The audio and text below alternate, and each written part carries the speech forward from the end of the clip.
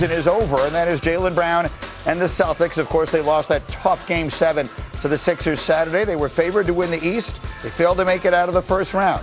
But Jaylen Brown had a lot to say on a Twitch stream the other day, including this. So proud of this group and the way we played. I wish we trusted that style of play a little bit more, but I know playoffs kind of shifted our rotations and what we wanted to do. But I'm so proud, and it was my favorite year of my basketball career. Okay, so that got a lot of people sort of shaking their heads in some confusion. The two things, I sort of wish we had trusted that a little more in the playoffs, whatever that is that he's referring to, and then his favorite year of his career. Jay, Will, what was your reaction to him saying that?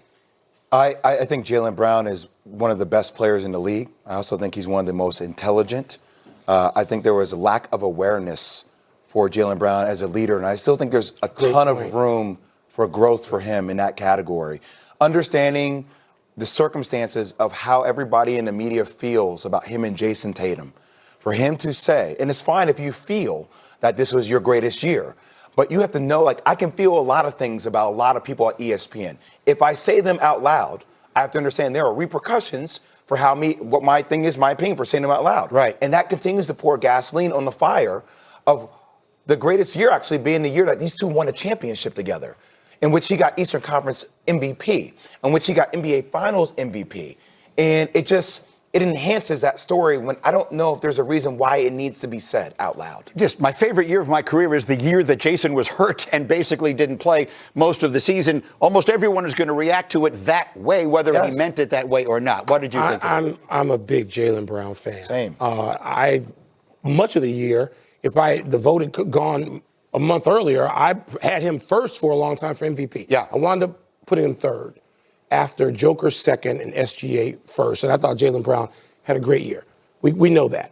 I'm trying to figure out if there was some context there to help provide. I'm trying to help him out, Jay, because I'm with you. Lack of awareness. I listened to it. He pivoted off to another subject at the end of that. But I mean context in his head. Okay. So Jason Tatum is out most of the year. He had to carry that team. He had to be the guy. He didn't have his tag team partner, and they did it. Boston was maybe the pleasant surprise of the season to be without Jason Tatum that long, and Jaylen Brown was carrying that thing. So maybe that's what he meant. I'm trying to give him benefit of the doubt because Jay put it perfectly. It's a lack of awareness. Jaylen Brown's too smart to do that.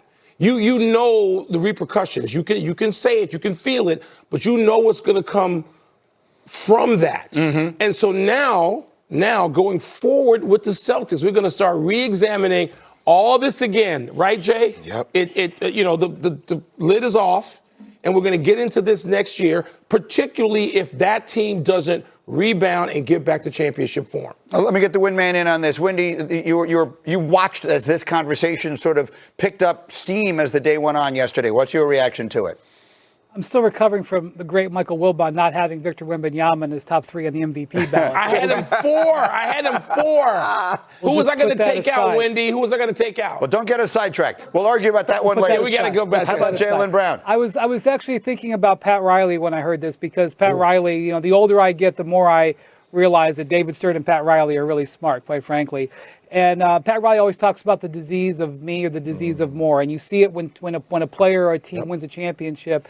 The players who have a lot individually always want team success, and players who have team success tend to always want more individually. And that's been particularly a challenge for Jaylen Brown, who feels like he is, even though he's got a $300 million contract and a Finals MVP, he feels like he's been slighted. He feels like he was slighted with no shoe deal. He feels like he's been slighted with, not being, getting more individual accolades, not making the Olympic team, things of this nature.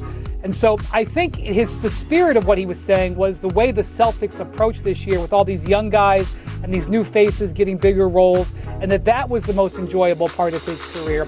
But the thing about it is that once Jason Tatum came back and looked really good, it no longer became about that. It now became about trying to win a championship and no longer featuring Jaylen. And I think he didn't enough respect how the season shifted and how this is a lost opportunity more than anything. And they had a 3-1 lead in this series and wound up losing. But you live in the tabloid world of the New York media. This obviously is the kind of thing that would reverberate like crazy. No matter how you try to explain it, guys, it's bold type headline in Boston. And that's been a problem because winning that championship a couple of years ago should have been the end of the Tatum-Brown debate and the arguments and the conversations about who's more important.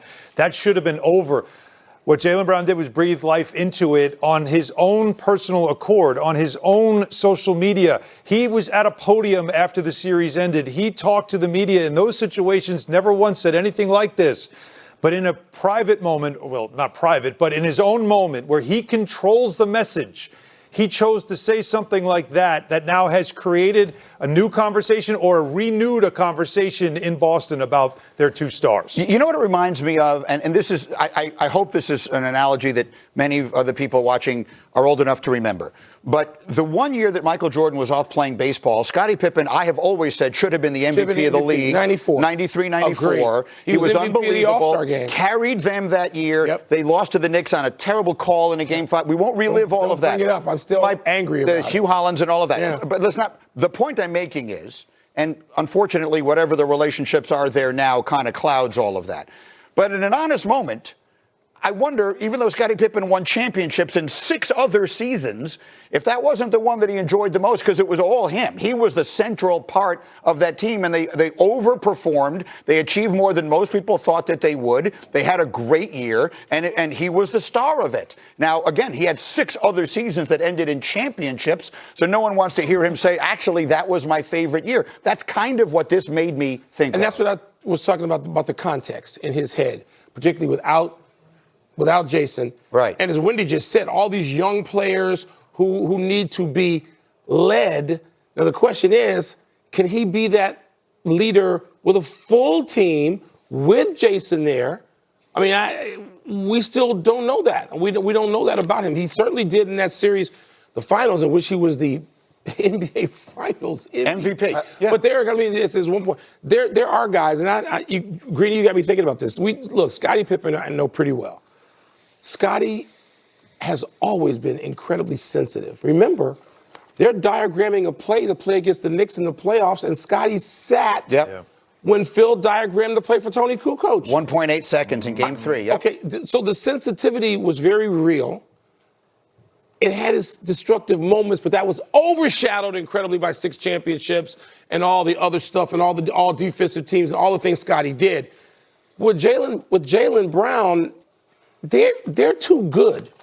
They're too good to sort of recede into this, aren't they? Yeah, I hope so, and I think they will be. That final thought from you, Jay, is that do you think this just everything will be? I mean, this is one of those things that will be a tempest in a teapot and then just goes away, or is this something that you think sort of sticks around and is a thing going into next year? I think we all have seen relationships where you just feel that there's something underlying. And I think this is, once again, it rises that to the top. And by the way, for any young people out there, when you go on Twitch and you're just streaming for an hour and a half and you have stream of consciousness, like, just be careful what you let loose of. Yes. Like, it's not a therapy session. I'm always extremely careful when I stream on Twitch. Yeah. I'm sitting there streaming thinking, boy, I better watch what I say. Therapy is private for a reason. Yes, I understand. Not meant to happen in front of the public. That's exactly right. When we go to a break, someone will explain to me how I would stream on Twitch.